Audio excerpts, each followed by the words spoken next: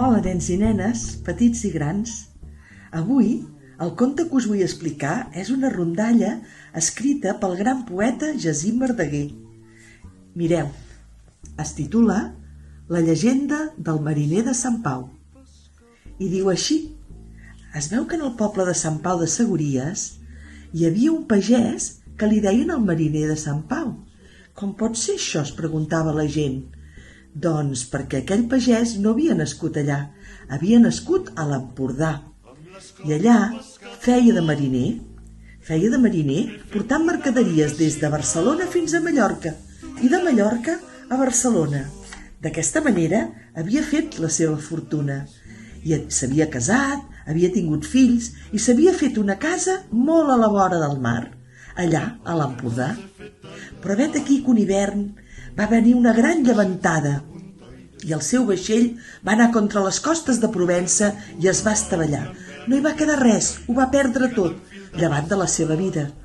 Llavors, quan va tornar cap a casa seva, es va donar compte que casa seva tampoc hi era. La mateixa llevantada s'havia endut la casa, la dona i els fills.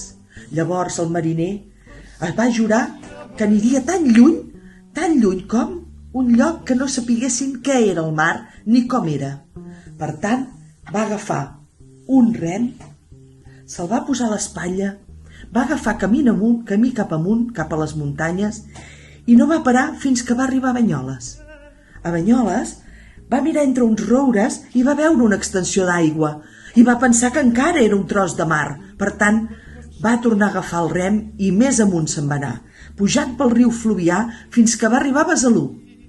Allà a Besalú es va plantar al mig de la plaça del poble i va començar a preguntar: «Sabeu què és això?» I uns traginers que passaven per allà li van dir: «Això és un rem d'una barca». Per tant, el mariner se'l va tornar a posar a l'espatlla i va tornar a tirar més amunt encara, seguint el Fluvià fins que va arribar a Olot. Allà a Olot va tornar a fer el mateix. Es va posar al mig del poble i va preguntar: «Sabeu, bona gent, què és això?» I un nen va dir: «Això és una cullera». Però llavors el seu pare li diu: «Què dius, una cullera? Això és un rem d'una barca». Per tant, encara no era prou lluny. Va pensar que s'hi estava acostant, però encara no era prou lluny. Va tirar per amunt, cap a la vall de Bianya, pujant cap al Cap Sacosta i travessant la serralada, va arribar a un poblet molt petitó. Aquell poblet era Sant Pau. Allà va començar a fer la mateixa pregunta: Bona gent d'aquest poble, sabeu què és això?» I un vellet que hi havia a la vora del camí va dir: «Això és un culler». «Què dieu? Un culler? Què és un culler?» «Sí, home, és una cullera grossa per remenar l'olla». Allà es va quedar el mariner. Allà va començar a conrear un tros de terra i va fer la seva vida.